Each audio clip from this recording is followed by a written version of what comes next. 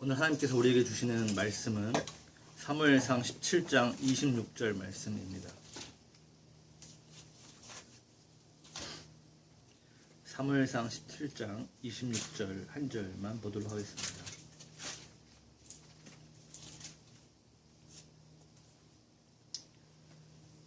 찾으신 줄 알고 함께 읽도록 하겠습니다. 사무엘상 17장 26절입니다. 시작. 다윗이 곁에 서 있는 사람들에게 말하여 이르되 이 블레셋 사람을 죽여 이스라엘의 치욕을 제거하는 사람에게는 어떠한 대우를 하겠느냐. 이 할례 받지 않은 사람 블레셋 사람이 누구이기에 살아계시는 하나님의 군대를 모욕하겠느냐. 아멘. 그리스도인여 골리앗에게 분노하라 라는 제목으로 하나님의 말씀 증거하도록 하겠습니다.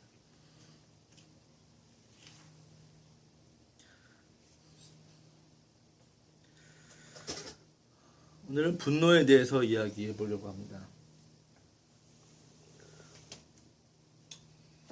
성경은 우리에게 분노하지 말라고 여러 차례 반복해서 말씀하고 있습니다. 분노는 곧 살인으로 가는 지름길이고 하나님의 거룩함을 담지 못하는 그러한 죄이기 때문에 분노에 대해서 금지하고 있습니다. 그런데 오늘 제목은 그리스도인이여 골리앗에게 분노하라 라는 제목입니다. 골포 선교회는 하나님 말씀 속에서 영적인 원리들을 캐내어서 그 영적인 원리들을 우리가 배우고 그 영적인 원리를 우리가 모방하고 또 훈련함으로써 하나님의 영적인 그 열매들을 우리가 맺고자 하는 그러한 말씀의 배움을 추구하고 있습니다. 6월달 보훈의 달, 보국의 달을 맞아서 전쟁 이야기들을 통하여서 하나님의 영적인 원리를 살펴보고 있는데 오늘의 주인공은 다윗입니다. 여러분이 생각하는 최고의 천재는 누굽니까?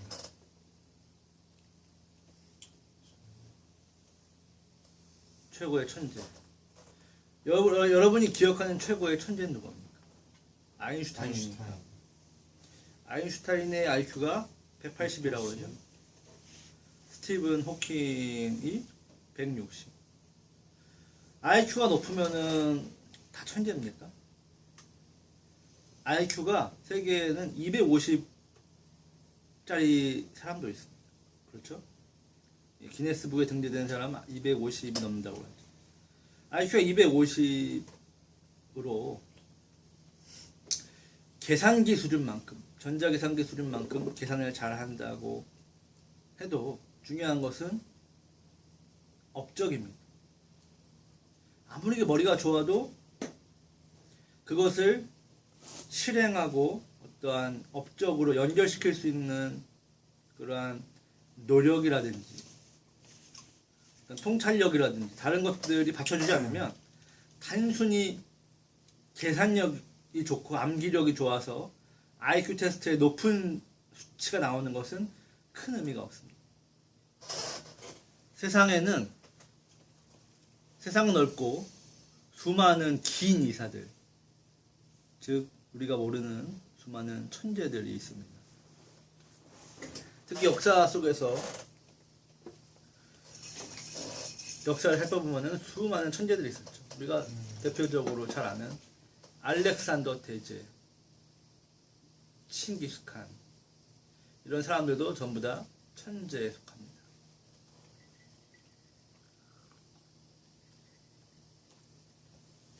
그런데 오늘 저는 단언컨대 이 사람이 가장 위대한 천재다라고 말할 수 있는 확실한 천재 한 명을 소개를 할까 합니다. 바로 His name is David. 다윗이라는 사람입니다. 다윗이라는 사람을 우리는 다 압니다. 교회를 다니지 않는 사람들도 다윗은 다 압니다. 이 다윗이 그러면은 다윗 하면은 떠오르는 것이 무엇입니까?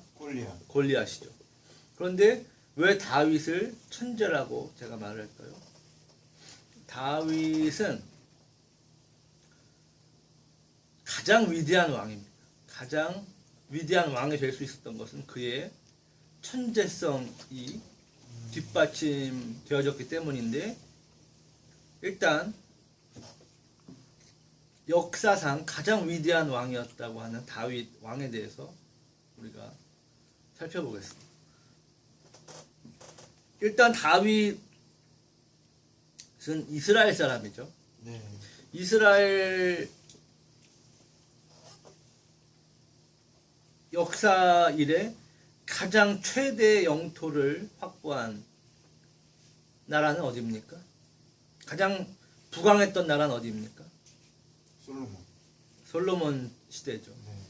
솔로몬의 시대로 알고 있지만 사실은 솔로몬이 솔로몬으로서 그 부유함과 부강함을 누릴 수 있었던 것은 전부 그 아버지 다윗이 해놓았던, 쌓아놨던 업적 때문입니다. 솔로몬은 그냥 금수저일 뿐입니다. 최고의 금수저. 아버지 다윗이 세계 인류 역사상 최고의 천재요, 기재요, 완벽한 왕이었기 때문에 솔로몬은 그냥 받아 먹은 것. 자,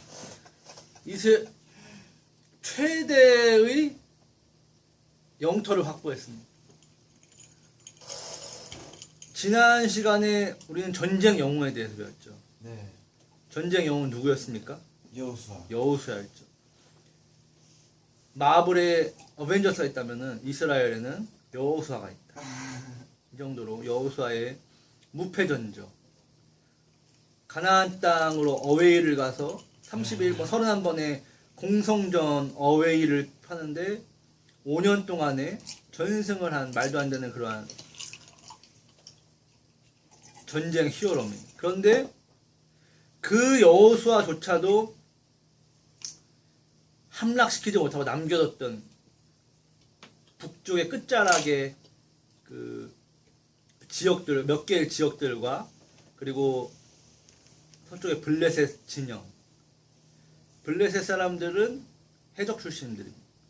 해적들이 이 이스라엘 해변에 정착하면서 블레셋 부족으로, 민족으로 블레셋이라고 나라가 됐죠.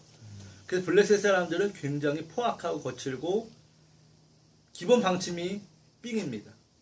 삥을 열심히 뜯어서 살자. 이겁니다. 블레셋 사람들은 기본적으로 스파르타처럼 매일 훈련을 하고 전쟁 훈련을 해서 삥 뜯을 준비를 합니다. 마치 조폭들이 평상시에 운동해서 나와바리를 다투는 전쟁을 준비하는 것처럼 이 블레셋도 그런 사람이에요. 당연히 이스라엘이 쉽게 건들기가 힘들었겠죠. 그런데 다윗이 그 블레셋을 쳐서 최대 영토를 확보합니다. 이스라엘 역사상 최대 영토. 자, 사무엘하 8장 6절을 이면수 간사님 찾아서 읽어주시기 바랍니다.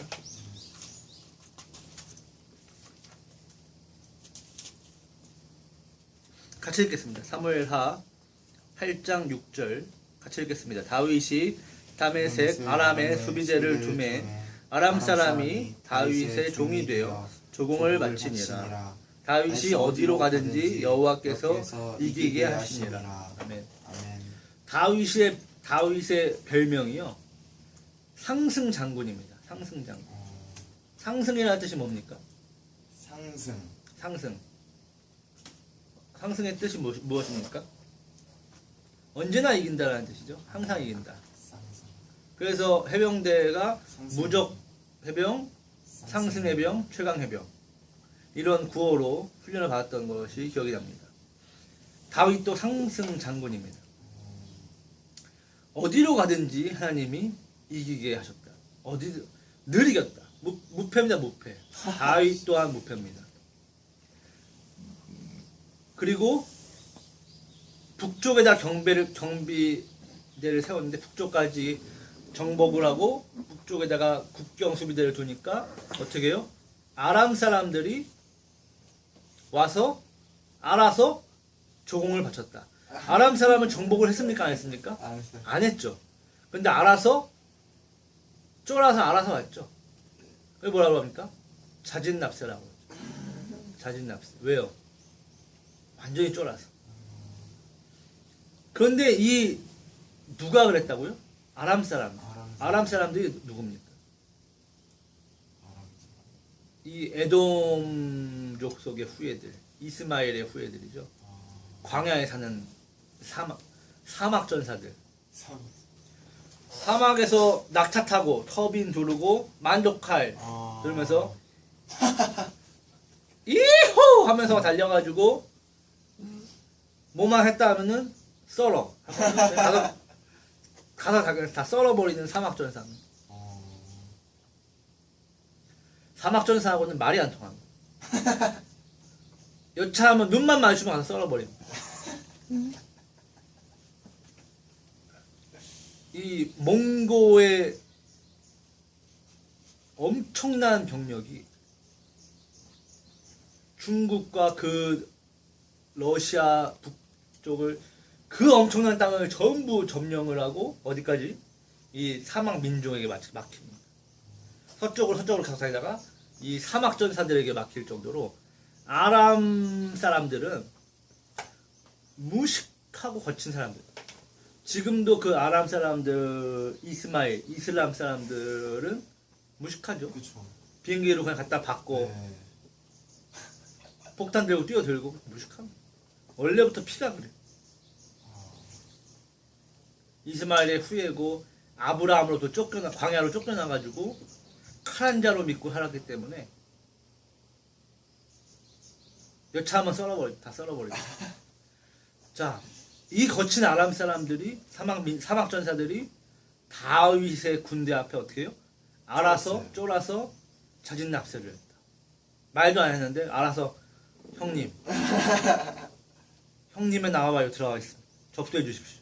알아서. 말이 안 되는 건데 그 당시 다윗의 강력함이 얼마나 대단했는지를 여실하게 보여주는 대목이라고 할 수 있습니다. 자,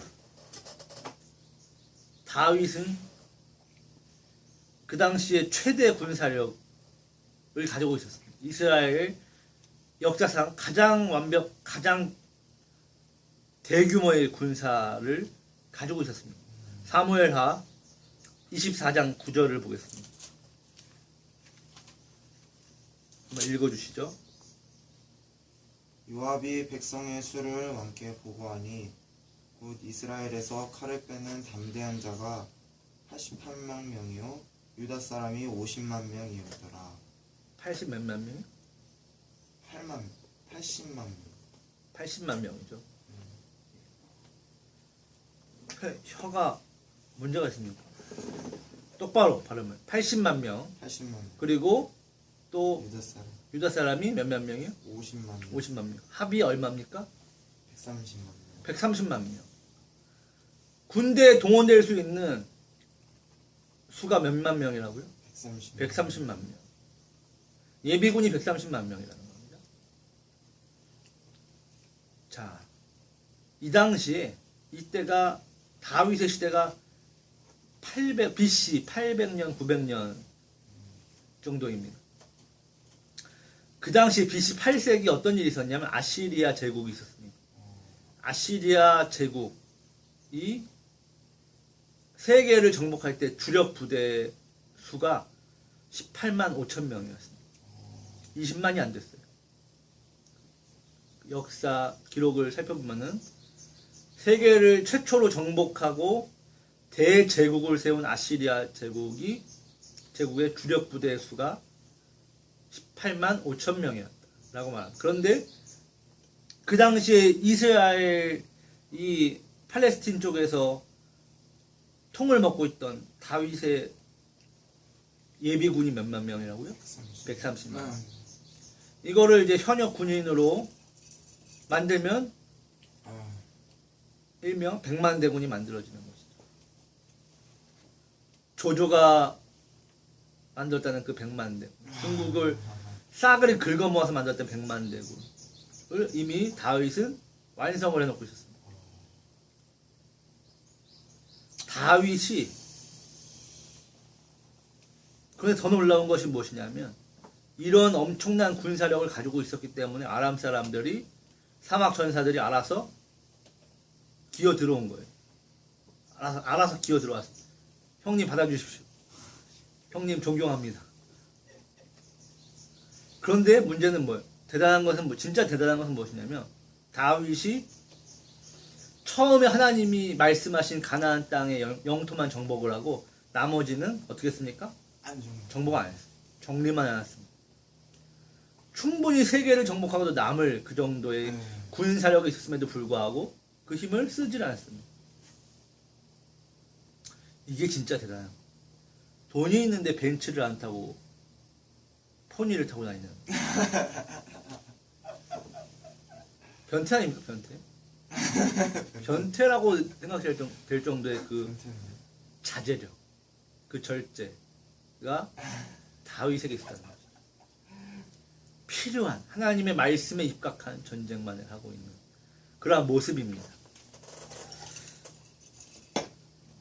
자, 군사력으로 이 정도의 엄청난 그 당시에 최고의 영토와 이러한 강대함을 이루었는데요.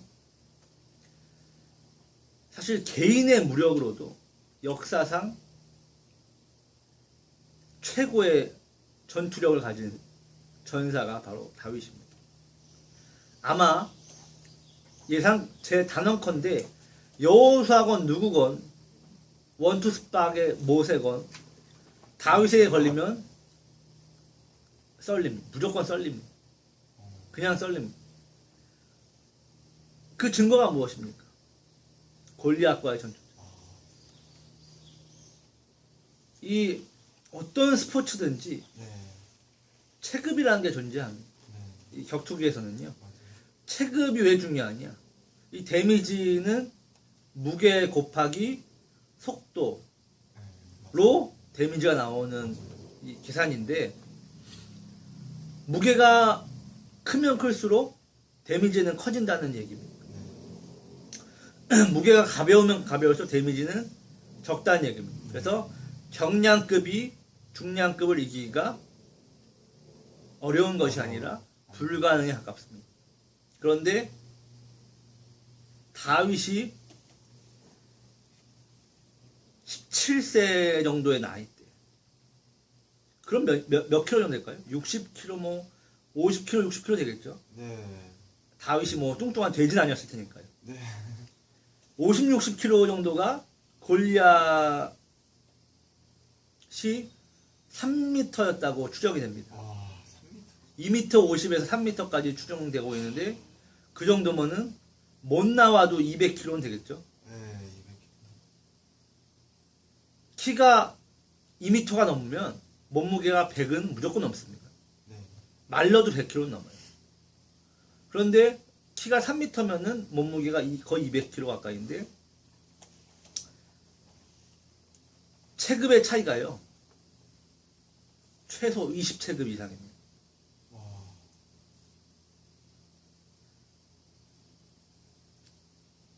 세계적인 복서들이 6체급, 7체급을 석권한 그러한 선수는 명예의 전당, 전설로 올려집니다.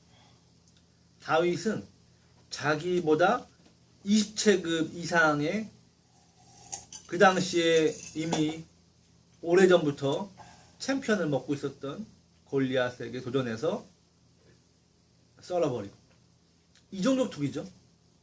이종입니다. 무기까지 들은 실전, 노룰 게임. 여기서 다윗이 골리앗과 싸워서 골리앗을 썰어버리는데 옛날에 효도르가 60억 분의 1이라고 했는데요. 그 정도의 카리스마가 아닙니다. 60조분의 1도 시원찮을 정도의 확률입니다. 왜냐하면 고대부터 현재까지 가장 뛰어난 전사,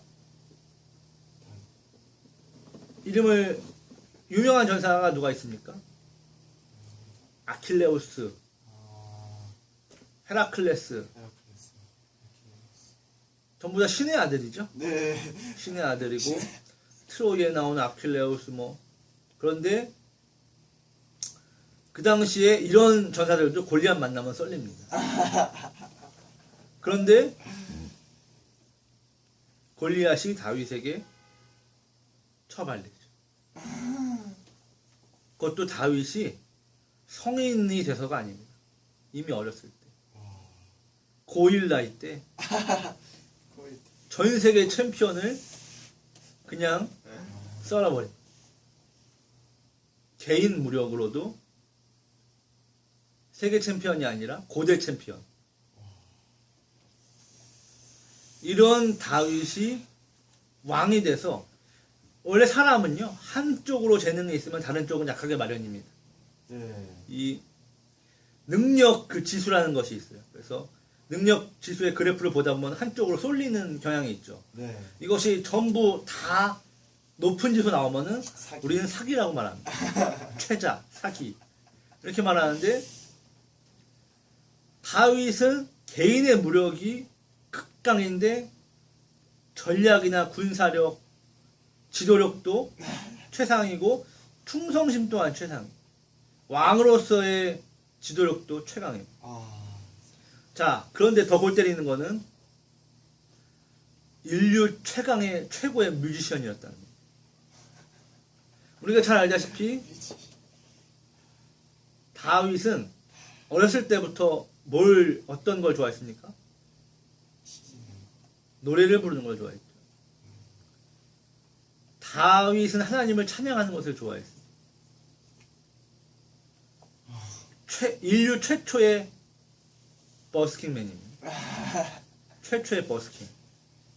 다윗의 시작이죠. 다윗이 양을 치면서 수금과 비파를 뜯으면서 노래를 지어서 최초의 싱어송라이터죠. 하나님을 찬양해요. 전부 최초입니다. 최초고 최고입니다. 그래서 만든 다윗의 시편들, 노래도 지었는데 음악적으로도 어느 정도의 경지를 이뤘습니까? 이미 일반인의 경지에 넘어서서 물리적인 세계를 넘어서 영적인 차원, 음공의 수준으로 갔다. 농담이 아니라 진담.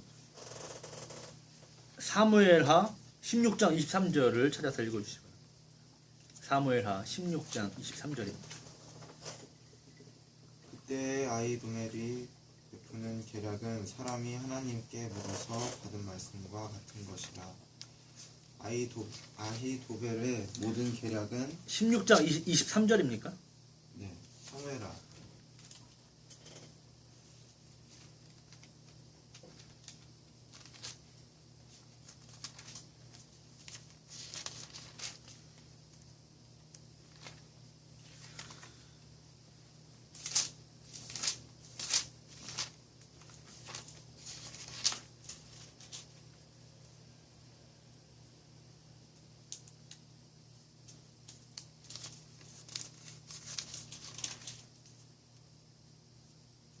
죄송합니다. 사무엘상 16장 23절이네요.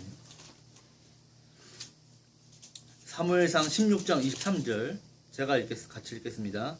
하나님께서 부르시는 악령이 사울에게 이를 때 다윗이 수금을 들고 와서 손으로 탄즉 사울이 상쾌하여 낫고 악령이 그에게서 떠나더라. 아멘. 영상을 잠깐 볼까요? 이 말씀을, 이 제목을 읽는 순간 딱 이 장면이 떠올랐습니다.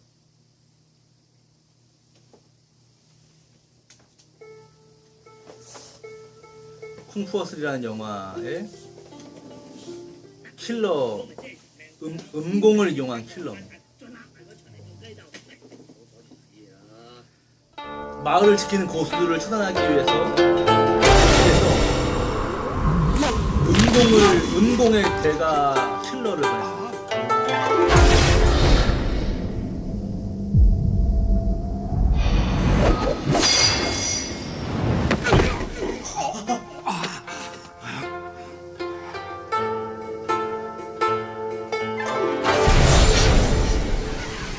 다윗이라고 생각하고 싶어.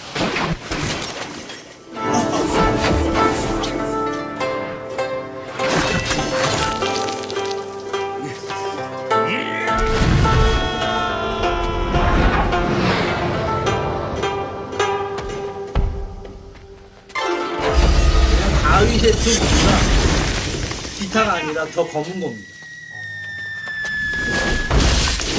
다윗은 검은 고의 대가였다.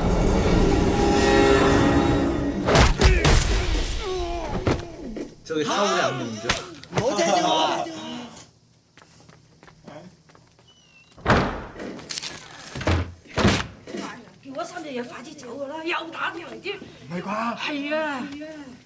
됐습니다.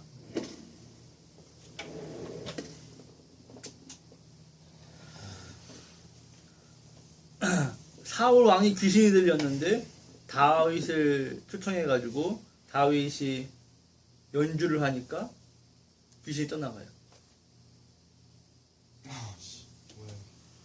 그 말이 됩니까? 어떻게 그렇게 됐을까? 저것처럼 띠리링 띠리링 띠리링 띠리링 음공을 펴니까 귀신이 쫓겨갔다. 이미 다윗은 어린 나이에 이 검은고의 연주 실력이 음공의 수준에 올라 있습니다.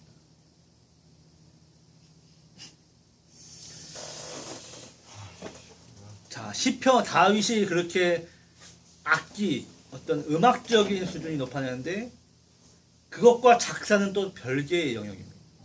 그래서 음악을 잘하기 위해서는 음악적 감성이 좋아야 되지만 작사를 잘하기 위해서는 인문학적 능력이 뛰어나야 돼요. 그런데 다윗은 작사도 자기가 했어요. 그래서 시편은 150편입니다. 맞죠? 네. 150편 중에서 50편은 작자 미상입니다. 네. 나머지 100편은 작자가 있는데 여러 저자들이 있는 걸로 구성되어 있지만 그 중에 100편 중에 73편이 다윗의 시입니다. 그리고 나머지 저자 미상의 시 50편 중에서 거의 대부분이 다윗이 썼을 거라시라고 추정이 됩니다. 시편의 거의 대부분을 다윗이 썼다는 거예요. 아닙니다. 이스라엘에서는요 어마어마한 수만 편의 시가 있습니다. 하나님을 찬양하는 수만 편의 시가 있는데 그 중에서 다윗의 시편이 뽑혔다는 겁니다. 그만큼 그 수많은 역사 이래로 나온 시 중에서도 다윗의 시를 능가할 만한 시가 별로 없다는 것이죠. 별로 없다는 것. 그 정도로 뛰어난 시적 능력, 인문학적 능력, 음악적 능력, 군사적 능력, 지도력. 그리고 우리가 잘 알다시피 사울 왕은 미쳐가지고 다윗을 그렇게 죽이려고 합니다. 다윗이 끝까지 사울을 죽입니까? 안 죽입니까? 안 죽여요. 안 죽이죠. 왜요? 주군이기 때문에. 우리 같았으면은 진작 썰어버릴 텐데 다윗은 끝까지 자기를 죽이려고 하는데도 정당방위조차도 하지 않습니다. 왜요? 주군이기 때문에. 그 미친 충성심. 인간성도 말이 안 됩니다. 그래서 다윗의 부하들이 다윗을 향해서 목숨을 겁니다. 다윗이 목마르다 하니까 사지를 뚫고 들어가서 다윗의 주군을 위해서 물 한 잔을 가져오는, 목숨을 걸고 다윗을 향해서 물을 바칠 수 있는 부하들이 수두룩했습니다. 왜? 다윗이 이미 그 인간성이, 그 리더십이 매력이 너무나 강력했기 때문에 이 많은 사람들이 다윗에게 모여들었습니다. 고금 이래로 이런 천재가 없습니다. 이런 위대한 왕이 없습니다. 세계 대제국을 만들 수 있는 부와 군사력이 있는데도 제국을 만들지 않고 뭐래요? 성전을 지을 준비만 해요. 성전을 짓지도 않아요. 성전을 너무 짓고 싶은데 짓지 않고 재료만 준비해놨어요. 자기 다음 때에 양보하죠. 정말 다윗은 미쳤다고밖에 말할 수 없는 그 정도의 능력을 가지고 있어요. 그럼 우리 이렇게 말해야 되지 않습니까? 하나님, 이거 공평하신 하나님이 아닌 것 같아요. 네? You are unfair. 이런 말이 나올 수밖에 없지 않습니까? 그러면은 송명희 시인이 찬양한 공평하신 하나님은 뭡니까? 공평하신 송명희 시인에게만 공평한 거죠. 공평하신 하나님입니다. 아멘. 아멘. 그런데 다윗을 보면서 이게 같은 인간인데 이래도 되는 겁니까? 예? 같은 인간인데 뭐 이 인간을 다 가지고 있고 난 쓰레기고 뭐 이래도 되는 겁니까 이게? 예? 이런 인간이 전부 다 가져가니까 내가 없는 거 아니에요? 내가 가져갈 능력이 없는 거 아니에요? 왜 다윗은 다윗일까? 왜 나는 다윗이 될 수 없을까? 오늘 그 영적인 비밀에 대해서 말씀드립니다. 자, 오늘 제목이 뭡니까? 그리스도인이여. 그리스도인이여. 따라해봅시다. 그리스도인이여. 그리스도인이여. 골리앗에게 골리앗에게 분노하라. 분노하라. 다시 한번 합니다. 그리스도인이여. 그리스도인이여. 분노하라. 분노하라. 골리앗에게. 골리앗에게. 분노하라. 골리앗에게. 자, 우리는 살면서 하루에 최소한 한 번씩은 분노하지 않습니까? 이 분노라고 하는 것은 굉장히 위험한 작용입니다. 분노하면은 우리는 어떻게 됩니까? 분노하면은 몸의 신체 어떤 변화가 일어나죠? 아드레날린. 그렇죠. 아드레날린이 두뇌 피질에서 분비가 되면서 어떤 상태가 됩니까? 확산. 광전사 모드가 되는 거예요. 왜요? 첫 맞아도 아프지가 않고 싸울 수 있는, 전투할 수 있는 그런 준비를 몸이 하게 됩니다. 아드레날린이 분비되면서 심장이 쫄깃해지고 바운스 그리고 이 전두엽이라고 하는 이성을 관장하는 이 대뇌가 마비가 돼버리죠. 그래서 한마디로 돌아버림. 전투를 할 수 있도록 완전히 광전사가 돼버리는 거예요. 그렇기 때문에 이성이 마비되면 기독교는 철저하게 이성의 종교입니다. 하나님의 말씀을 기억해 하고 그 말씀을 잘 따라가야 되는데 대가리가 마비가 되면 하나님의 말씀은 나발이고 필요 없죠? 네. 뭐만이 필요합니까? 감정, 감정. 본능만이. 저 개 삐리리를 내가 죽여야지. 이런 충동만 남는 거예요. 예. 그래서 분노는 위험하다. 분노를 금지하라. 분노에 대해 계속해서 성경은 경고하고 있습니다. 자, 근데 저는 오늘 이 다윗의 천재성, 다윗이 될 수 위대한 greatest king 다윗이 될 수 있었던 그 비결이 바로 분노라고 생각이 됩니다. 다윗의 힘은 분노다. 따라합시다. 다윗의 힘은 분노다. 분노다. 무슨 말인가? 다윗이 결정적으로 그 역사 가운데서 일어나는 순간, 구별되는 순간이 있습니다. 오늘 읽었던 사무엘상 17장 26절 말씀입니다. 다윗이 아버지의 심부름 때문에 한솥도시락을 들고 형들의 전쟁터로 왔습니다. 그래서 전쟁터에서 도시락을 주고 형들이 잘 있는지를 살펴보고 돌아가서 아버지께 보고하는 그러한 심부름을 띠고 왔습니다.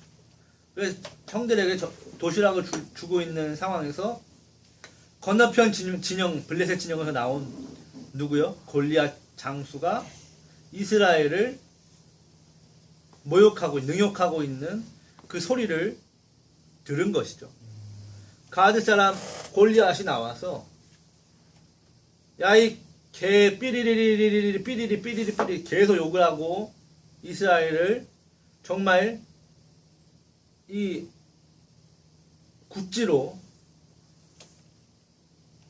까고 또 까고 완전히 썰어버리면서 이스라엘뿐만 아니라 이스라엘 하나님까지 욕하고 다 욕하고 그렇게 이스라엘을 까는데 그러면서 열받으면 나오라 이겁니다. 나 맞짱 한번 뜨자 이겁니다. 그런데 아무도 안 나와요. 나올 수가 없습니다. 왜? 골리앗의 떡대가 비정상이기 때문에. 골리앗은 장애인이죠. 그 정도 떡대를 가지고 있습니다. 네. 반칙입니다. 그건. 아무도 안 나가고 도망하고 있는데 그 욕하고 있는 소리를 다윗이 들었습니다. 네. 그리고 다윗이 어떡합니까? 분노했죠. 다윗이 평온한 상태에서 뭐야 저건? 왜 저래? 쟤. 이렇게 말하는 겁니까 지금? 이 17장 26절이요? 아니죠. 야마가 돌고 이빠이 화가 머리까지 치솟아서 이 블레셋 사람을 이 개새끼를 죽여서 이 치욕을 제거하는 사람은 어떤 대우를 받겠냐? 저 할례 받지 않은 블레셋 사람이 저 개같은 이방인 놈이 잡놈이 누구기 뭐길래 사시는 살아계신 하나님의 군대를 모욕하느냐 이러면서 빡이 쳐가지고 피를 토하면서 이야기하는 장면. 여기서 다윗의 그 분노와 미쳐버릴 듯한 그 타는 듯한 마음을 느낄 수가 있어야 돼요.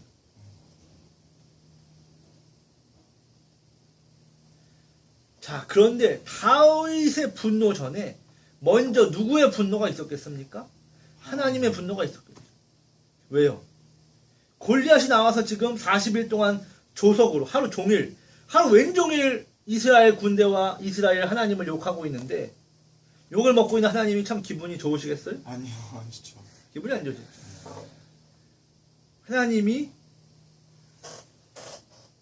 하나님 짬밥에 보좌에서 일어날 순 없고 저 블레셋 할례 받지 않은 저 개새끼를 처단해야 되죠. 작사를 내가지고 하나님의 마음을 시원케 해드려야 되는데 누가 그럽니까? 아무도 안 그러고 다 짜져 있더라. 하나님이 마음이 답답해가지고 이 헛방들 이 나가리들 답답해 미치겠네. 가브리엘 소화제 좀 가져와. 그러지 않았을까? 주님이 없어 아버지 활명수입니다. 이러지 않을까 이게. 그런 답답한 상황에서 다윗이 와서 어린 다윗이지만 비록 어린 소년이지만 그가 저 골리앗을 보고 이 개 잡놈을 내가 대가리를 모가지를 쳐가지고 내가 썰어버려야지. 저놈이 뭐길래 하나님의 군대를 모욕하 이렇게 분노를 발할 때 그것이 바로 하나님의 마음을 시원케 해드리는 그러한 분노였다는 것입니다. 이제는 하나님의 여호와의 싸움이 된 겁니다. 이제는 다윗은 개인의 싸움이 아니라 개인의 영달을 사울의 딸 미가를 얻기 위한 그러한 개인의 영달을 위한 전투가 아니라 이것은 하나님의 전투가 되는 것이죠. 옛날 이야기에 보면은 공주를 구하기 위한 용사의 이야기가 나옵니다. 그렇지만 여기서 사울의 딸 미갈은 10중 8구 이뻤을 것이 분명합니다. 네. 그렇겠죠. 네. 그렇죠. 사울 왕의 공주면 못생겨도 좋은 것들을 갖다 다 처바르고 네. 꿈이었기 때문에 안 이쁠 수가 없습니다. 네. 여자는 꿈이면 이쁩니다. 정말 귤에게 피오나가 아닌 이상 웬만하면 꿈이면 괜찮습니다. 그런데 사울의 딸 미갈은 성격이 좋을까 나쁠까요? 아버지가 성격이 그런데 사울의 딸 미갈이 성격이나 신앙이 좋을 수 없죠. 김치녀였다고 저는 추측을 조심스럽게 해봅니다. 그런 사울의 딸을 얻기 위해서 다윗이 전투를 한 것이 아니에요. 네. 정말로 하나님의 이름을 욕하고 있는 저 괴물 잡놈에게 열이 받은. 우리는 언제 열 받습니까? 저는 오늘 아침에도 오다가 열이 받았습니다. 지하철 문에 내리려고 그러는데 누가 치고 들어오더라고요. 야, 이씨. 어딜 치고 가, 이. 싸대기를 때리고 싶었는데 여자여서 참았고 예배 드리러 가니까 참았고. 지지난주에는 구석에 조용히 다리를 꼬고 말씀을 정리하고 있는데 어떤 젊은 애가 와가지고 저한테 다리 꼬지 말라고 시비를 걸길래 정말 혓바닥을 뽑아버릴 뻔했습니다. 아드레날린이 뭉텅뭉텅 분비되고 광전사로 변하고 있는 찰나에 나 예배인도 하러 가지. 정말 주일만 아니었으면은 반 죽여서 진짜 질질 끌고 다녔을 겁니다. 우리 언제 열받습니까? 누가 나를 욕했을 때. 제가 웬만하면 싸우지 않아요. 사람을 때리지 않습니다. 그런데 누가 만약에 제 부모님을 욕한다 그러면은 가서 죽여버릴 겁니다. 정말 반 죽여가지고 혓바닥을 찢어버려서라도 그런 말을 하지 못하도록 만듭니다. 누구나 그렇겠죠. 네. 나의 나아바리를 건들면 우리는 뒷박 못 참죠. 못 참습니다. 왜 우리가 독도 문제에 그렇게 분노합니까? 우리 땅이니까. 네. 그렇죠? 우리 땅인데 왜 니네 땅이라고 우기는 것이요? 이런 쪽발이들. 쪽발이들. 쉐크들 이거 히로시마가 아니라 도쿄의 원폭을 한번 맞아 봐야 정신을 차리려나 이거. 열받죠. 우리는 나의 삶, 나의 가정, 내 삶의 영역, 내 나라, 내 주권, 내 나아바리가 침범당하면 열받고 그렇지 않으면 우리는 모른 척합니다. 북한의 인권이 그렇게 유린당하고 그 수많은 사람들이 그렇게 고통당하고 있는데 우리는 신경 안 쓰고 살죠.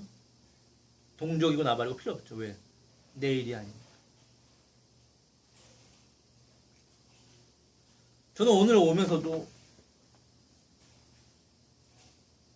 장님 시각장애인에게 적선을 하였습니다. 구제를 하였는데요.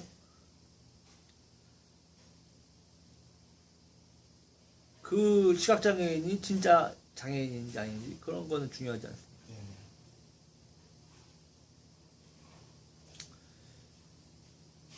우리는 철저하게 내 영역에만 집중합니다. 내 영역이 아닌 것에는 우리는 전혀 신경 쓰지 않습니다. 자, 그럼 다윗은 어디에 분노하고 있습니까? 자기의 일입니까? 아니죠. 하나님의 이름이 모욕되는 것에 대해서 분노하고 있는 거예요. 성경은 뭐라고 이야기합니까? 너희는 먼저 그의 나라와 그의 영광, 그의 의, 주님께서 뭐라고 기도하라고 가르쳐 주셨습니까? 하나님의 아버지의 이름이 거룩하게 여겨지면 아버지의 뜻이 아버지의 나라와 아버지의 이름과 아버지의 의를 구해야 되는 거. 그것이 우리의 삶의 목적이고 존재의 이유. 다윗은 그것을 바라보고 있기 때문에 그것이 공격당했을 때 화가 나는 거. 그리고 싸우게 됩니다. 우리가 싸울 때 오셨어요 하고 싸우지 않죠. 시비가 붙어야 됩니다. 화가 나야 됩니다. 화를 낸다는 것은 곧 싸우는 것을 얘기하고 죽인다는 것을. 화가 나는 분노는. 우리는 어디에 분노합니까? 내 일에. 다윗은 어디에 분노합니까? 하나님의 나라에. 왜 우리가 안 되는지 아세요? 내 나라만, 내 일만 생각하기 때문에. 내 일을 위해서만 우리는 싸우기 때문에 그렇습니다. 다윗은 하나님의 나라를 위해 싸운 사람이에요. 하나님의 나라를 위해서 진심으로 분노했던 어렸을 때부터. 분노한다는 것은 어떻게 해요? 아드레날린이 나오고 광전사가 된다는 거죠. 그래서 분노하면 어떻게 됩니까? 분노의 질주를 하게 되죠. 분노하고 운전하면 분노의 질주죠. 아드레날린이 나오기 때문에 미친놈처럼 운전. 죽어도 좋다는 그런 식으로. 그런 분노의 질주가 하나님의 나라를 위해서 우리가 달려야 되는데 나의 부귀영화를 위해서 달리기 때문에 우리는 꼬라박는 것입니다. 하나님의 나라를 위해서 달리면 승리가 보장됩니다. 왜냐하면 하나님께서 싸우시고 하나님께서 운전하시기 때문에. 왜 내 인생은 꼬이고 이렇게 별볼이 없을까? 별것도 아닌 것들에 분노하고 육신의 것들을 도모하는 싸움을 해야 되기 때문에 그렇습니다. 우리를 뭘로 부르셨습니까? 하나님의 나라를 위하여서 하나님의 영광을 위하여서 부른 사람들입니다. 아멘입니까? 아멘. 다른 것에 분노하지 마십시오. 하나님의 나라와 하나님의 영광과 하나님의 의를 위해 분노하십시오. 세상에 분노할 것들이 참으로 많습니다. 마틴 루터는 무엇에 분노했습니까? 하나님의 나라가, 하나님의 말씀이 제대로 밝혀지지 않는, 제대로 가르쳐지지 않는 것에 대해서, 지켜지지 않는 것에 대해서 분노했죠. 그래서 타임즈에서 선정한 2000년의 그 수많은 인물 중에서 가장 영향력 있는 인물 2위에 선정이 된 겁니다. 마틴 루터. 자, 우리는 정말 쓰잘데없는 것에 분노하고 시비가 붙어서 정말 말 그대로 꼬라박는, 괜히 젊은 애들하고 시비 붙어가지고 싸우다가 처맞고, 또 나이 드는 사람만 때리면은, 젊은 애들 때리면은 그게 뭔 짓이냐, 젊은 애들한테 처맞죠. 또 나이 든 사람을 때리면 어떻게 됩니까? 땡값을 물어야 돼. 이래도 저래도 꼬라박입니다. 쓸데없는 것에 우리의 인생을, 삶을, 우리의 정력을 낭비하지 마시고 오직 주님의 나라와 주님의 영광을 위하여서 우리를 분노하고 또 봉기하시기를, 일어날 수 있기를 주님의 이름으로 부탁을 드립니다. 아멘. 마치 조지 뮬러죠. 이 시대에 믿음 없고 용기 없는 그리스도인들을 내가 보여줄다. 고아원을 개설해서 오직 하나님만을 의지하여서 이것을 운영해서 하나님의 살아계심을 보여주리라 하고 분연히 일어나서 고아원을, 하나님을 의지하는 고아원을 만들어서 전무후무한 기적을 창출하였던 조지 뮬러처럼 믿음 없는 세상을 향하여서 분노하시고, 또 의롭지 못하는 세상을 향해 하나님의 나라가, 하나님의 의가 땅에 떨어지는 것에 대해서 분노하시고, 그것을 위해서, 그것을 회복하기 위해서, 그것을 평탄케 하고 그것을 주님의 오실 길을 준비하기 위하여서 일어나실 수 있는, 전투하실 수 있는 주님의 이름, 주님의 용사들이 되시기를 주님의 이름으로 부탁을 드리겠습니다. 네. 찬송가 352장 1절, 2절 찬양하시고 준비하신 예물 올려드리도록 하겠습니다. 십자가 군병들아 주 위에 일어나 기들고 앞서 나가 담대히 싸우라. 주께서 승전하고 영광을 얻도록 그 군대 거느리사 이기게 하시네. 십자가 군병들아 주 위에 일어나 그 나팔 소리 듣고 곧 나가 싸우라. 수 없는 원수 앞에 주 따라갈 때에 주 예수 힘을 주사 강하게 하시네. 살아계시고 역사하시는 하나님 아버지, 어린 나이였음에도 불구하고 하나님의 이름이 모욕당하는 것을 두고 볼 수 없었어. 분연히 떨치고 일어났다. 봉기하였다. 저 어린 다윗. 그 다윗이 결국 이스라엘의 가장 위대한 왕이 되었던 것을 보면서 다시 한번 저희들 삶에 도전을 받습니다. 이 세상의 사소한 것들과 정말 육신의 부질없는 것들에 매일매일 시시때때로 분노하며 우리의 삶을, 우리의 정욕을 낭비하는 어리석은 우리의 삶을 주님 붙들어 주시옵소서. 주님의 피 묻은 손으로 붙들어 주시고 우리의 마음에